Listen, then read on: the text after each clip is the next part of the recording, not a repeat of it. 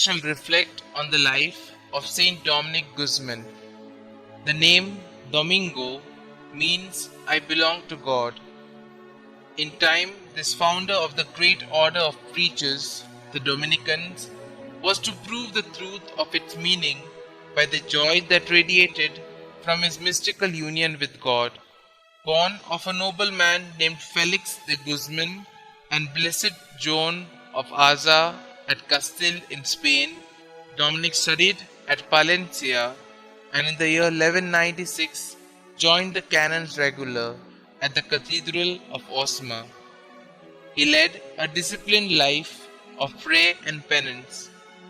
In the year 1203, passing through southern France, whilst on a trip to Denmark with Pope Diego of Osma, he was appalled at the confusion created in the minds of the faithful by the preaching of the Albigenses.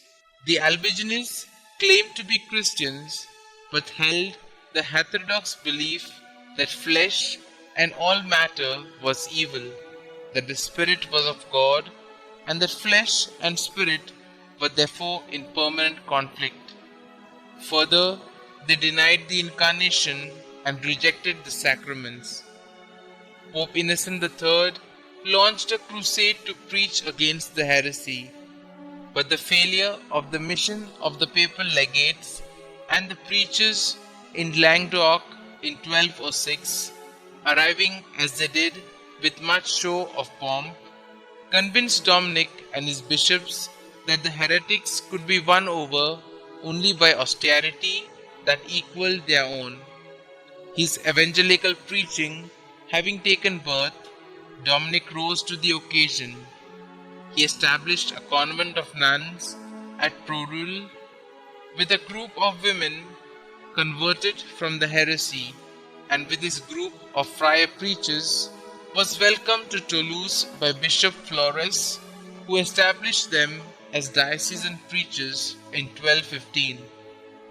Thenceforth, his main concern was the theological formation of his men, whom he wanted to be dedicated to the improvement of morals, the extirpation of the heresy, and strengthening of the faith, tramping the roads barefoot and living in stark poverty like his contemporary Francis de Assisi.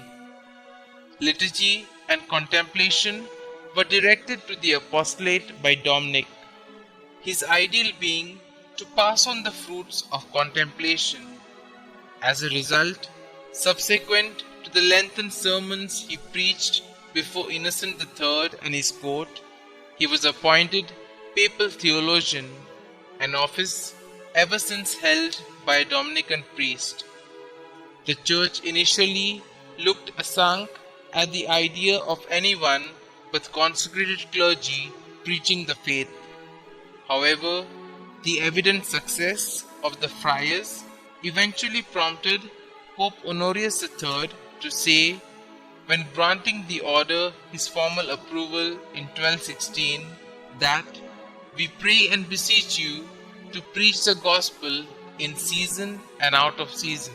By the time of his death at Bologna in Italy on the 6th of August 1221, his friars had spread across Italy, France, England, Scandinavia, Poland, and the Holy Land besides Spain, and Dominic is said to have converted some 100,000 unbelievers.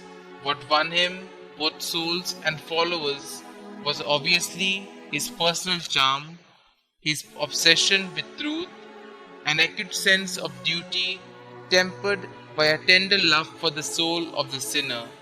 His miracles, which even included the raising of a dead man to life, were a testimony to his holiness.